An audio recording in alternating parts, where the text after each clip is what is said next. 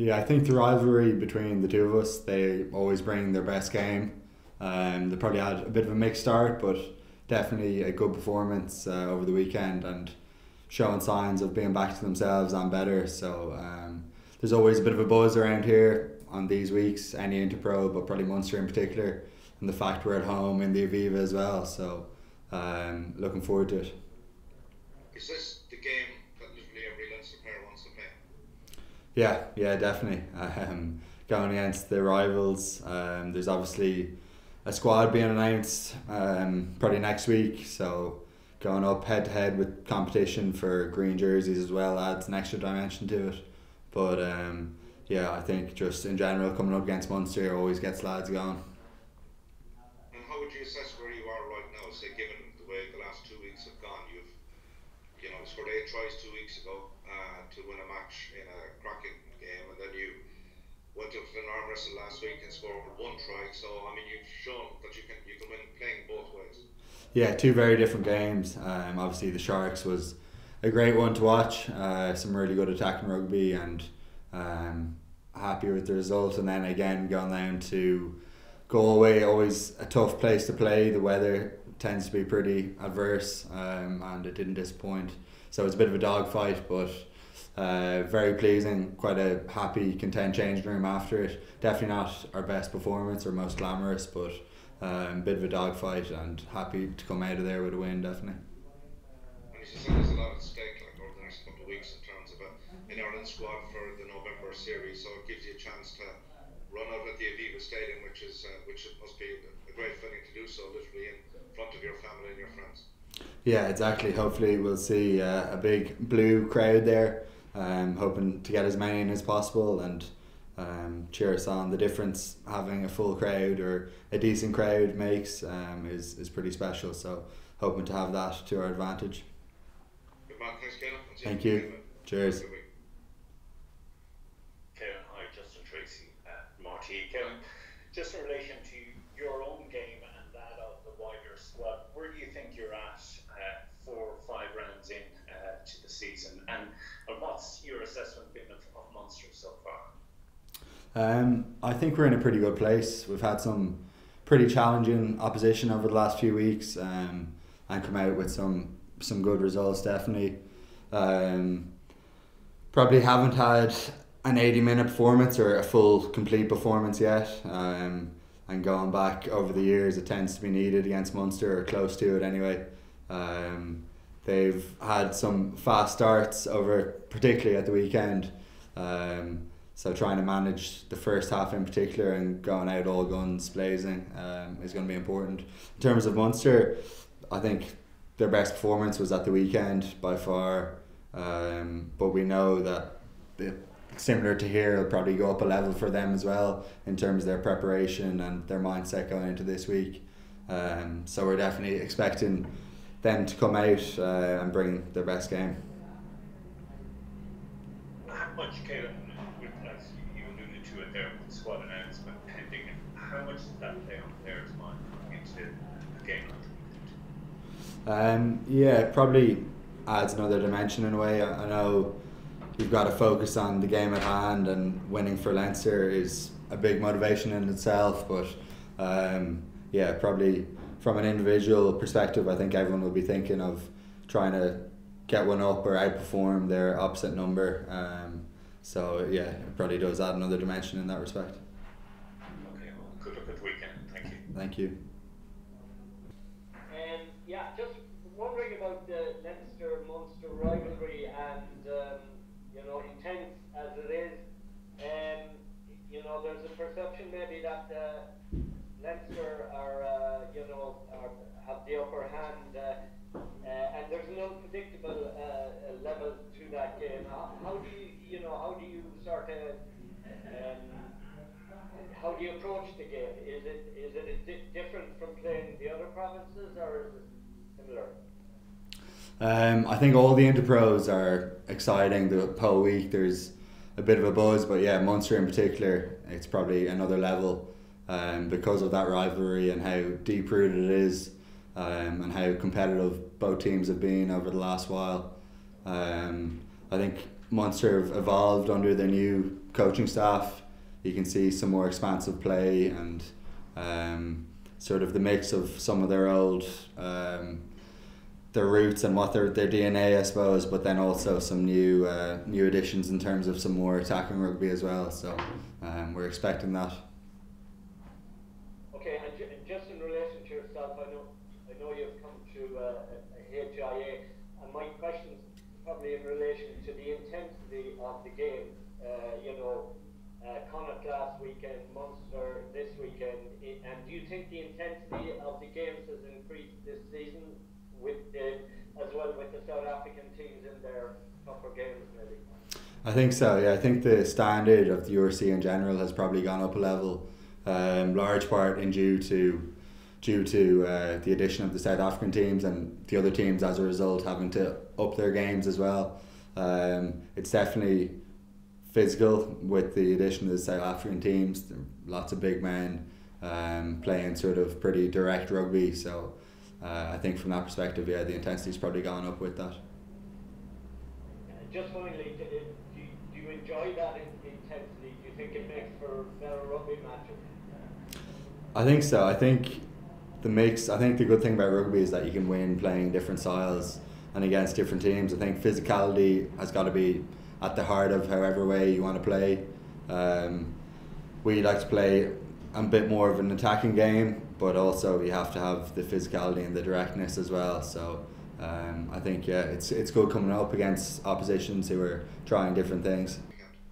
Yeah, no, obviously, we definitely take where we are in terms of the results that we've had. It's tough, as you know, to go and to win at home and then have a short turnaround and go to Connacht and get a victory. So, full credit to Connacht. I thought they were excellent on the evening. So we were delighted to come away with a win, to be honest. These interprovincial derbies are tough. They're tough to play in and tough to prepare for. With that also, you've got the integration of players, the changing team, so the stability and selection and cohesion that you get is often hard to achieve at Leinster sometimes because we constantly change the team to give people opportunities, and there's a lot of good players who've just come back from the Virgin Islands tour. The lads who've come back from injury.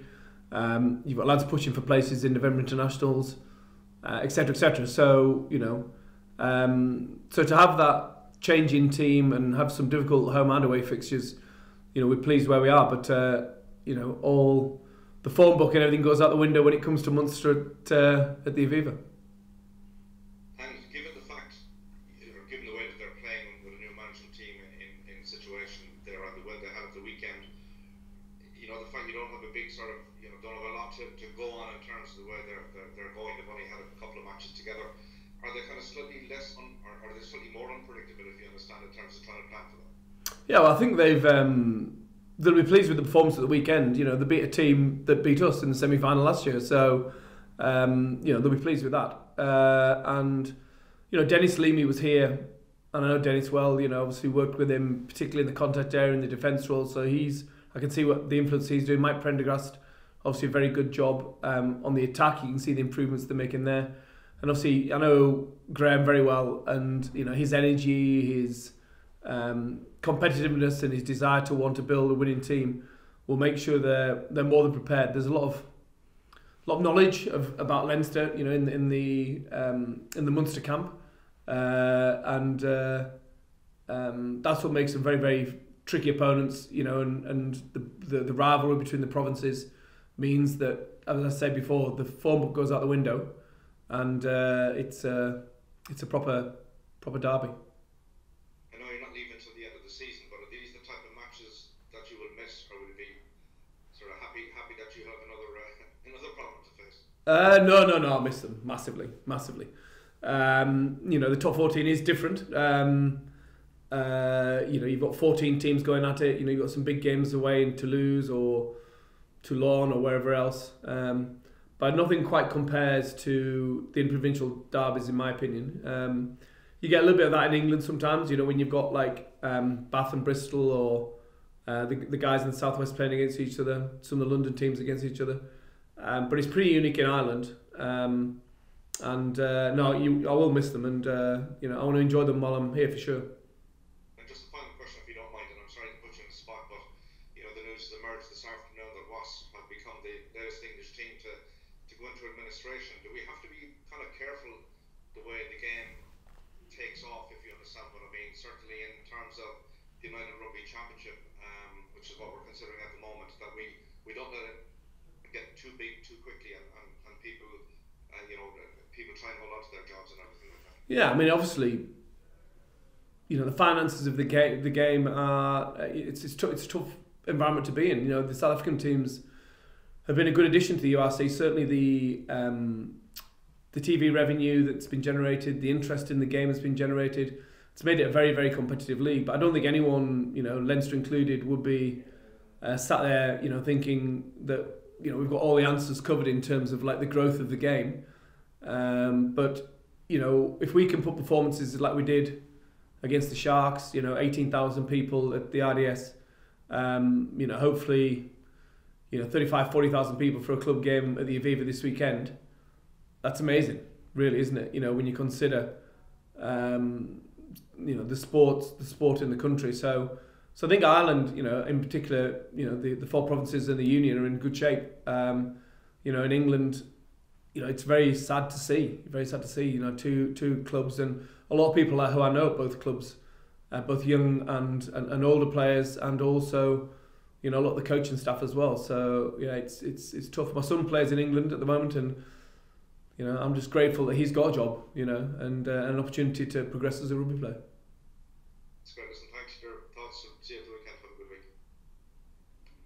Stuart, if I can ask you, Justin Tracy Marty, if I can, just a quick word.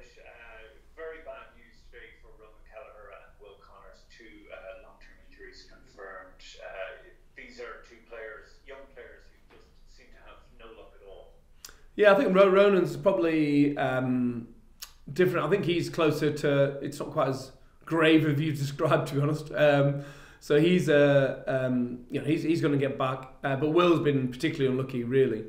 You know, with the injury that he has, so that you know, he takes 1 step forward and unfortunately he gets an injury and has to take 1 step back. But the good thing about Will is he's got an incredibly positive mindset, incredibly optimistic, and the form he showed in the pre-season and certainly in the start of the season means that once he gets over this bicep injury, he'll be back soon enough. You know, and he's got a long, you know, he's got the Christmas period and plus the whole of what 5-6 months at the second half of the season to aim for, including, you know, the Six Nations and hopefully a World Cup squad to aim for. So it's still all ahead of both of them for sure.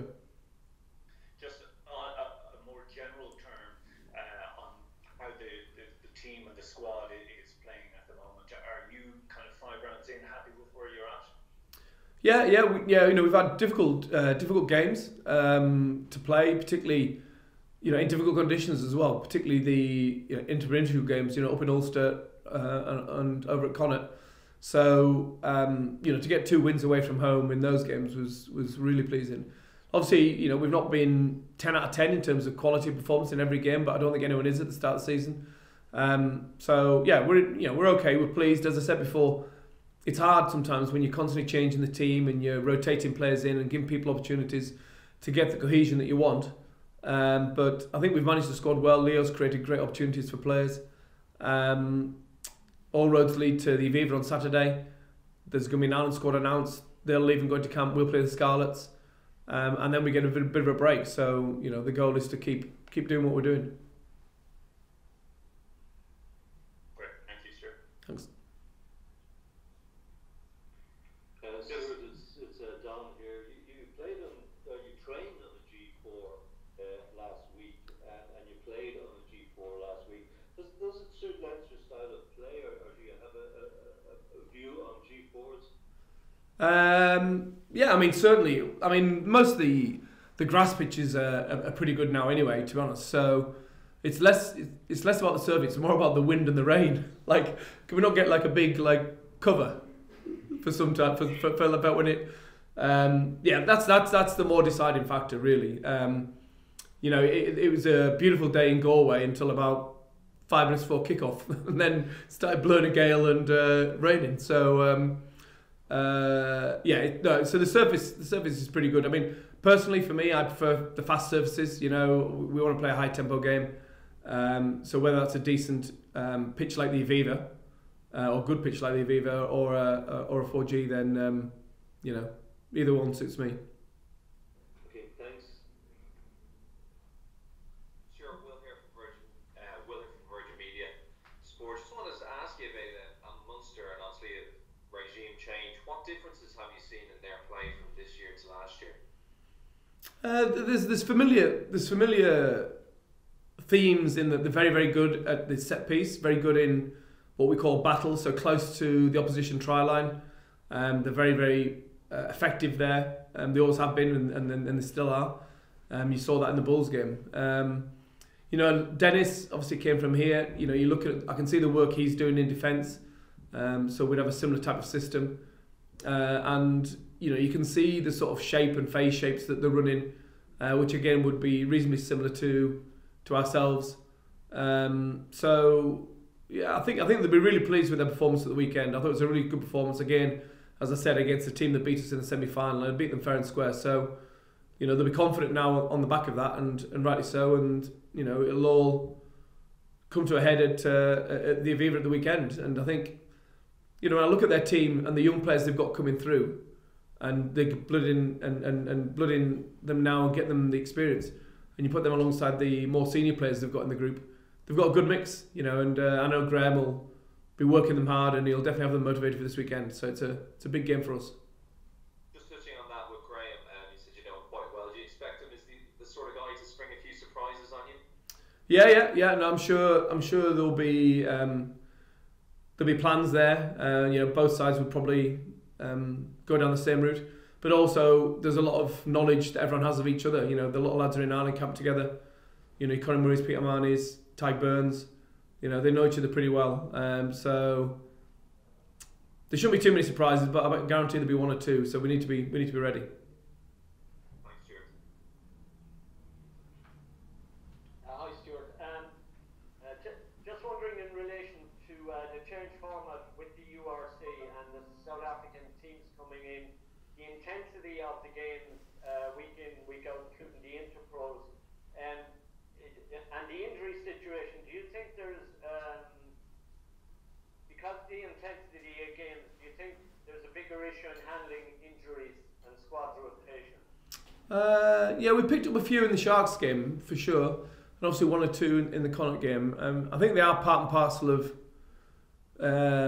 any season really. I wouldn't say I've noticed a discernible shift in any direction, but there's no doubt the South African teams have brought an increased level of physicality and intensity, which is probably needed in the competition anyway. And someone said to me the other day, do you think it's a good competition? I said it's a brilliant competition because 1 week you're playing against the South African team who defend a certain way and attack a certain way. The next week you're playing an individual game. The next week you're playing a Welsh team. Then you're playing an Italian team. Then you're playing a Scotland. And they're all different. They all have like their own national identities gravitate down to their team's identity. So as a coach, you're constantly challenged to come up with different ways of playing against different teams. So, but I certainly think the South Africans have been good for the competition, but also in light of Ireland playing South Africa first up in November, it's good experience for lads to play against those South African teams, because when we first started, there's only the Cheetahs and the Kings really. And there's a big difference, with all due respect to them, to the teams that are being put out at the moment. If you look at the Sharks at the weekend, the team or the bench they had that came on against Glasgow was virtually all internationals.